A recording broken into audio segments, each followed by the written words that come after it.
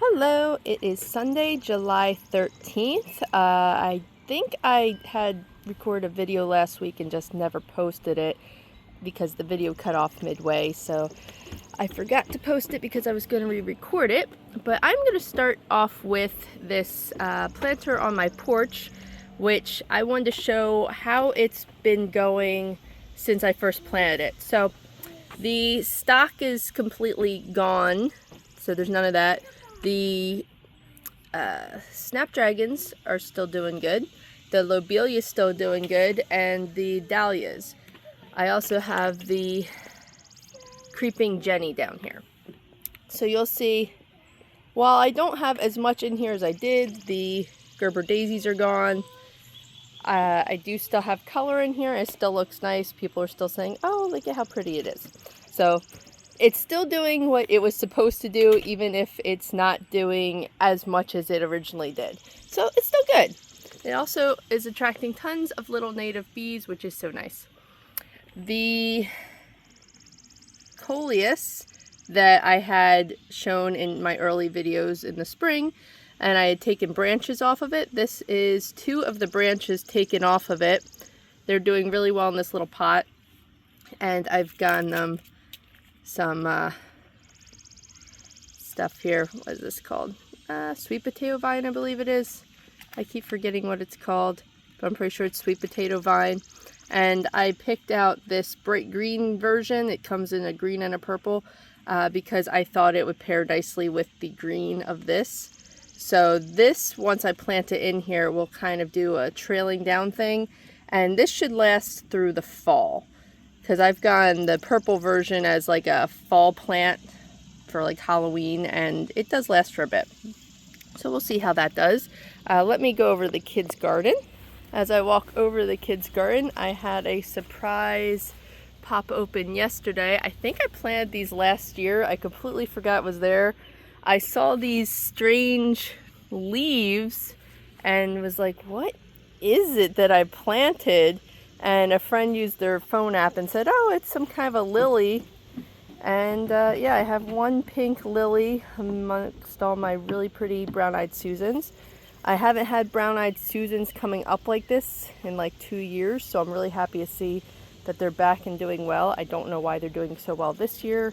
I've never planted them. They're from the old homeowner. Let me zoom out a little bit. So I did post a video a couple days ago of finding the pathway here in my kids' garden, because all the tomatoes had fallen into the pathway and become completely unruly because I never really staked them. It's the kids' garden. I'm not really paying attention to it. That's even though it's right next to the deck and I look at it, I don't really pay attention to it because it's their garden. It's kind of their thing. Not that they're really taking care of it yet, but it's a dual process. I still don't know what kind of squash plant we have here. It hasn't produced any fruit yet. It does seem like it could be an acorn squash based on one of the little female flowers I saw right before doing this video, but it's hard to tell because it's not really producing female flowers. It's producing a lot of male flowers. Alright, let's head back to the garden over there. Alright, heading into the garden. There's lots to update you on today. We've got the oregano, which is kind of falling over at this point, but you can see it's covered in pollinators, which is pretty much the reason I let it go flower like this. If I were to use the oregano, I would have cut it long before this, because the stems get really woody.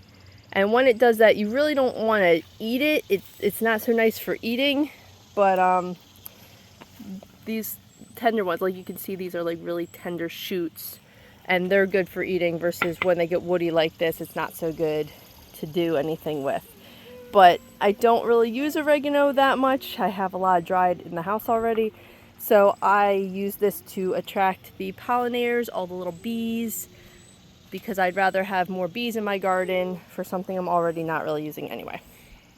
So in the video of cleaning up the kids' garden, I discovered these 3 plants that were in pots that had been sitting in there. And one of them was actually a sucker that broke off of a main plant that had a whole root to it. I think it was this one. So I just took the whole root ball and I just kind of buried it in there. We did have an issue with our new watering system yesterday, which is why they look so sad. We did put in a new watering system here.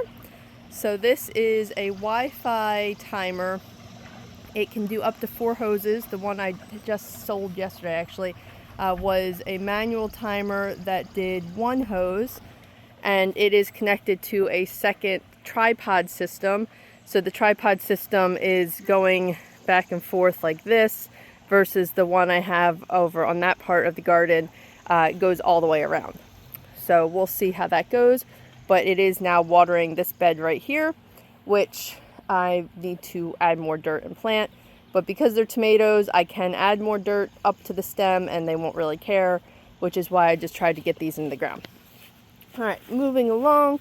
There are still some violas in here. They did get really smashed in this area here, trying to get the pathway back to put that in. Over here, the chives are doing really well. I did come through and remove a lot of this. So what I did was I just pulled where the seeds were, because these are not really edible anyway because they're like stiff and you don't really want to eat them for dinner. So I came through, I removed that, I shook the seeds in to like my pot here and around wherever, and I threw that out, and now the plant is making all nice new edible strands of chives here. My lavender is still down here hiding. It's looking okay, not great. I still have a chamomile on my pathway. I did come through and remove a bunch of buds from it, so hopefully it will give me some new flowers, because I did promise my friend I would harvest them for her this year. Moving along the left side, here's one of the parsleys that my mom gave me, and some weeds in there. So there's one of the parsleys I got from my mom. The original thyme is looking really good. I do have to come through here and weed again because I've got this grass. I don't know if it's the stilt grass or whatever kind of grass it is, but it really gets in everywhere. I think this is called stilt grass, but don't hold me to that. You should check yourself if you want to know what kind of grass you have. This is one of the coleus from that original plant. This one actually is a lot redder, which is interesting. I think because this one has been getting a lot more shade than the one that was in the other pot. So the one in full sun went green and the one in shade is staying red. So that's interesting because it's all the same plant. It's all from the original same plant, all clipped off. So that's really interesting because I didn't realize they were changing colors from each other. My creeping thyme has gotten established here and is looking really good. And it's covered in a whole bunch of little flowers for the bees. The red lettuce I did cut off and leave the base of it, wondering if it would come back, and it looks like it has come back, so that's pretty cool. My husband really enjoyed that, so I was thinking of planting more for him at some point. Maybe in the fall I will. The green onions are huge. I needed 2 green onions for dinner the other night, and I just cut off a piece of one of these because of how huge they are. Actually, you could see right here, I cut that, and it was probably about like that long for dinner. I'm like, holy cow. Coming along to our acorn squash. I just was fussing with this earlier because I want this up on the fence. So I'm going to have to come up with some twine because I try and just put it up on the fence and it was just not having it. I do have an acorn squash right there. And that's looking pretty big. That's like the size of my hand almost. But something that I am seeing is acorn squash bugs, or rather squash beetles. I was out here a couple days ago removing, so if you see like holes like that, I was out here plucking the, what are they called? The eggs. The squash beetle eggs right off the leaves. Because I had at least 20 leaves that I had to remove them from. So now I'm like being extra diligent and checking all my leaves even while I'm talking to you, making sure I'm not seeing any more, because I did pull a leaf off this morning that not only had eggs, but it had a bunch of little babies all over it. So I made sure to really smash that sucker, and hopefully we don't see that again. Let's see if my little dude is still here. Okay, so this guy I actually just posted in the gardening group this morning. My husband's like, what is this? Some kind of weird tick or something? And this guy is actually some kind of a soldier beetle. And when I looked it up, it says these guys will look like an invasive thing, which I can't think of the name of now. Stink bugs. They look similar to stink bugs, but they're soldier beetle that's native to our country, as they should be here. And they are a predatory thing that eats beetles. So I've moved him over to my patch here to try and help get rid of the beetles. Oh, here we go.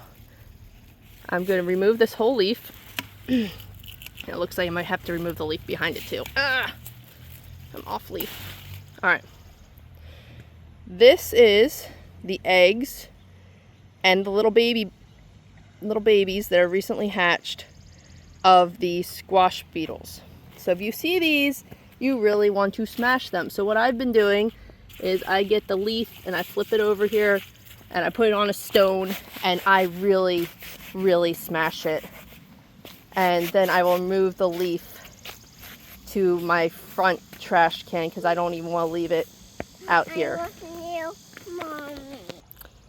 Okay, moving on from squashing the beetles. I've got these doing well here. My lantana seems to have stopped flowering, although I think these are new buds, so I'd like to see some color on that soon. I actually smelled something really weird the other day and was like, what's that weird smell? And these actually have a very strange smell that I wasn't expecting.